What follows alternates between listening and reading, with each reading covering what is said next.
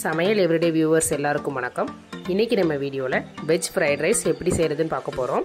நம்ம சேனலில் சாஸ் எதுவுமே யூஸ் பண்ணாமல் ஃப்ரைட் ரைஸ் எப்படி செய்கிறதுன்னு ஏற்கனவே வீடியோ போட்டிருக்கிறோம். டிஸ்கிரிப்ஷனில் லிங்க் இருக்குது, தேவைப்பட்டால் பார்த்துக்கோங்க. ஃப்ரைட் ரைஸ் பண்ணுறதுக்கு ஃபஸ்ட் நம்ம அரிசியை ஊற வச்சுக்கலாம். நான் 200 கிராம் அளவுக்கு பாஸ்மதி அரிசி எடுத்துருக்கிறேன். இந்த அரிசியை ஒரு பவுலுக்கு மாற்றிட்டு நம்ம தண்ணி விட்டு இதை நல்லா கழுவிக்கலாம்.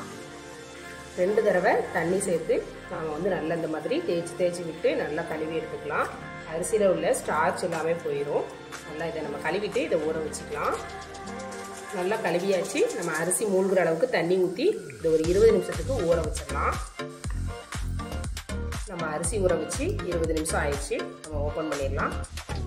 அரிசி நல்லா ஊறி வந்துடுச்சு. நம்ம தண்ணியை வடிச்சிட்டு நம்ம சாதத்தை வேக வச்சு எடுத்துக்கலாம். ஒரு அகலமான பாத்திரத்தில் அரிசி வேக வைக்கிறதுக்கு தேவையான அளவு தண்ணி ஊற்றி வச்சுருக்கிறேன். இதில் நம்ம 1 ஸ்பூன் அளவுக்கு எண்ணெய் விட்டுக்கலாம். சாதத்துக்கு தேவையான அளவு உப்பு சேர்த்துக்கலாம். நம்ம எதுக்காக எண்ணெய் சேர்த்துருக்குறோம் அப்படின்னா, சாதம் ஒன்றோட ஒன்று ஒட்டாமல் நல்லா உதிரியாக வரும். அதனால தான் நம்ம எண்ணெய் சேர்த்துருக்குறோம். உப்பு சேர்த்துட்டு நல்லா ஒரு தடவை கலந்து விட்டுடலாம். தண்ணி நல்லா கொதிக்க ஆரம்பிச்சதுக்கு அப்புறமா நம்ம அரிசியை சேர்த்துக்கலாம். பாருங்க, தண்ணி ஓரளவுக்கு கொதிக்க ஆரம்பிச்சிருச்சு. நம்ம இந்த டைம்ல கழுவி எடுத்து வச்சிருக்கிற அரிசியை உள்ள சேர்த்துடலாம். அரிசியை சேர்த்துட்டு நல்லா ஒரு தடவை கலந்து விட்டுறலாம். நமக்கு சாதம் முழுவதுமாக வேக வேண்டாம், ஒரு 97% வெந்தா போதும். நம்ம அரிசியை வேக வச்சு ஒரு 7-8 நிமிஷம் போல் ஆகுது. பாருங்க, நல்லா அழகா குச்சியாக நீளமாக ஆயிடுச்சு. நாம் ஒரு அரிசி எடுத்து இந்த மாதிரி கையை வச்சு நசுக்கி பார்த்தோன்னா 2-3 உடஞ்சிருச்சு அப்படின்னாலே நம்மளுடைய சாதம் ஃப்ரைட் ரைஸ்க்கு தேவையான பக்குவத்துக்கு ரெடி ஆயிடுச்சு. நம்ம சாதத்தை இன்னொரு பாத்திரத்தில் நல்லா வடிகட்டி எடுத்துகிட்டு வந்துடலாம். இந்த மாதிரி ஒரு ஸ்ட்ரெயினர் வச்சுருக்கேன். இதில் நம்ம சாதத்தை வடிகட்டிக்கலாம். சாதத்தை நம்ம நல்லா வடிகட்டியாச்சு. இந்த சாதத்தை ஒரு அகலமான பிளேட்டில் மாற்றி நல்லா ஆற வச்சு எடுத்துகிட்டு வந்துடலாம். ஸ்டவ் ஆன் பண்ணி ஒரு அகலமான பாத்திரம் வச்சுருக்கிறேன். இதில் நம்ம 2 ஸ்பூன் அளவுக்கு தேங்காய் எண்ணெய் சேர்த்துக்கலாம்.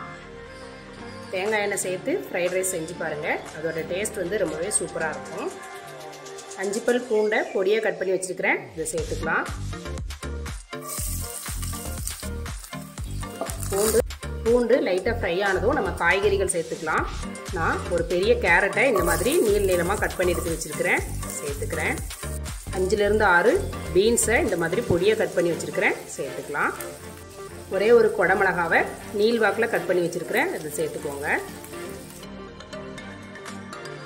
பாதி போல் முட்டைக்கோஸை நீளமாக கட் பண்ணி வச்சுருக்கிறேன், இதையும் நம்ம சேர்த்துக்கலாம். காய்கறிகள் சேர்த்துட்டு ஸ்டவ்வை ஹை ஃப்ளேமில் வச்சுக்கோங்க. நல்லா இதை கலந்து கொடுங்க. காய்கறிகள் உங்கள் விருப்பம்தான். நீங்கள் விருப்பப்பட்ட காய்கறிகள் எது வேணாலும் சேர்த்துக்கலாம். இது கூடவே நான் 50 கிராம் பட்டாணி சேர்த்துக்கிறேன். இந்த பட்டாணி வாங்கி 2 நாள் ஆனதுனால முளை வந்துருச்சு. முளைக்கட்டிய பயிர்கள் நம்ம சாப்பிட்றது நம்ம உடம்புக்கு ரொம்பவே ஹெல்தி. அதனால் நான் அந்த பட்டாணி அப்படியே சேர்த்துக்கிறேன். சேர்த்துட்டு நல்லா நம்ம அந்த காய்கறிகள் கூட மிக்ஸ் பண்ணி வைக்கலாம். ஃப்ரைட் ரைஸ்க்கு நல்ல டேஸ்ட் கொடுக்குறது முட்டைக்கோஸ் தான். அதனால் முட்டைக்கோஸ் அதிகமாக சேர்த்துக்கோங்க. அப்போ தான் நம்ம ஃப்ரைட் ரைஸோட டேஸ்ட் ரொம்பவே அருமையாக இருக்கும். ஸ்டவ்வை ஹை ஃப்ளேமில் வச்சுட்டு நல்லா கலந்து கொடுங்க. அப்போ தான் நம்மளோட காய்கறிகள் நல்லா க்ரன்ச்சியாக இருக்கும். இல்லை நம்ம லோ ஃப்ளேமில் வச்சுட்டோம் அப்படின்னா ரொம்ப சாஃப்ட் ஆயிரும். ஃப்ரைட் ரைஸ்க்கு நல்லா க்ரன்ச்சியாக இருந்தால் தான் சாப்பிட்றதுக்கு சூப்பராக இருக்கும். அப்புறம் காய்கறிகள் முழுவதுமாகவும் வேக வேண்டாம், ஒரு 70லேருந்து 75% வெந்தால் போதும். காய்கறிகள் எல்லாமே ஓரளவுக்கு வெந்துச்சு. நம்ம இந்த டைமில் சாஸ் எல்லாம் சேர்த்துக்கலாம். 1 ஸ்பூன் அளவுக்கு டொமேட்டோ சாஸ் சேர்த்துக்கிறேன். 1 ஸ்பூன் அளவுக்கு சோயா சாஸ் சேர்த்துக்கிறேன்.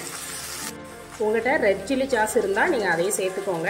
நான் 1/2 ஸ்பூன் அளவுக்கு மிளகாய் தூள் சேர்த்துக்கிறேன். 1 ஸ்பூன் அளவுக்கு மிளகுத்தூள் சேர்த்துக்கிறேன்.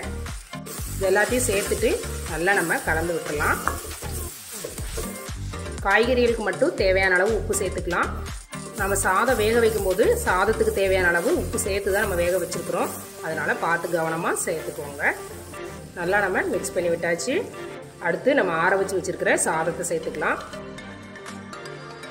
பாருங்கள் எந்த அளவுக்கு நல்லா உதிரியாக இருக்குன்னு. சாதத்து மேலே இன்னொரு 1/2 ஸ்பூன் அளவுக்கு மிளகுத்தூள் சேர்த்துக்கிறேன். இது மேலே ஸ்ப்ரிங் ஆனியன்ஸ் இருந்தால் நீங்கள் சேர்த்துக்கோங்க.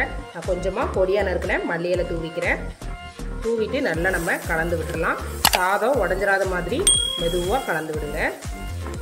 நம்ம நல்லா மிக்ஸ் பண்ணியாச்சு. பாருங்கள் எந்த அளவுக்கு நல்லா சூப்பராக கலர்ஃபுல்லாக இருக்குன்னு.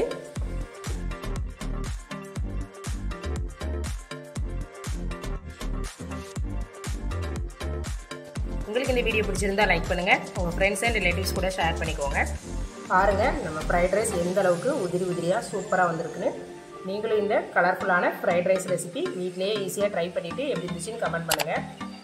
சமையல் எவ்ரிடே சேனலை இது வரைக்கும் சப்ஸ்கிரைப் பண்ணாதவங்க சப்ஸ்கிரைப் பண்ணிக்கோங்க. தேங்க்யூ.